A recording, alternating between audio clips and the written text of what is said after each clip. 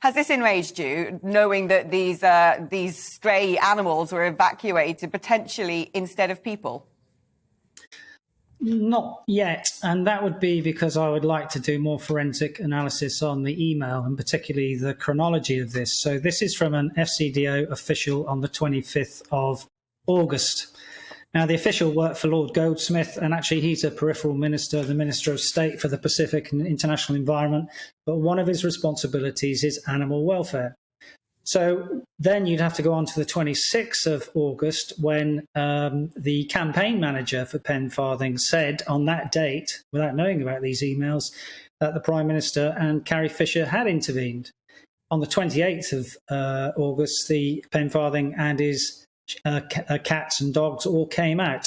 So the chronology fits. But of course, you don't know the hop searches of the emails. Just having an email from a peripheral FCDO office to someone else, which may have then hopped somewhere else in an email, doesn't actually prove anything at the moment. However, the one thing about the animals coming out is it doesn't really matter if it was a privately chartered plane that Pen Farthing used. The thing which was the pacing item of getting the humans out was the air traffic fleet. And it is, of course, not just the number of planes you can fly, it's the parking spots, it's how long it takes to turn them around, the security and all those things. So it's the opportunity cost of whether Pen Farthing's privately chartered plane meant that another plane couldn't get in to get other Afghan people out. And as we know, the pacing item being the air transport fleet, we could only have a flow rate of about 2,000 people per day.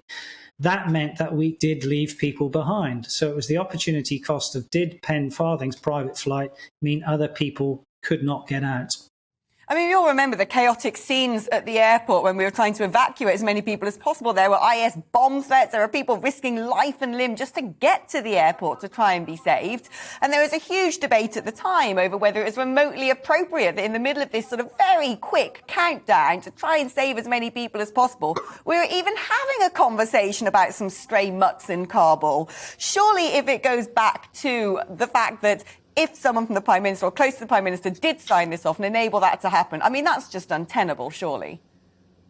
Yeah, I think in this case, you'd have to say it would go back to why is this lying politician lying to me? And two's a pattern, three's a trend.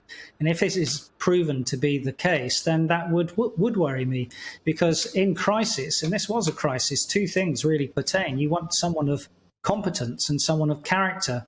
And generally in crisis, it's character which triumphs over competence. And if the character of the Prime Minister is degraded by these things, that's pretty damaging. But I have to say, if you remember back at the time, and I always recall that the RSPCA was founded in 1824, and the National Society for the Protection of Cruelty to Children was founded 60 years later in 1884.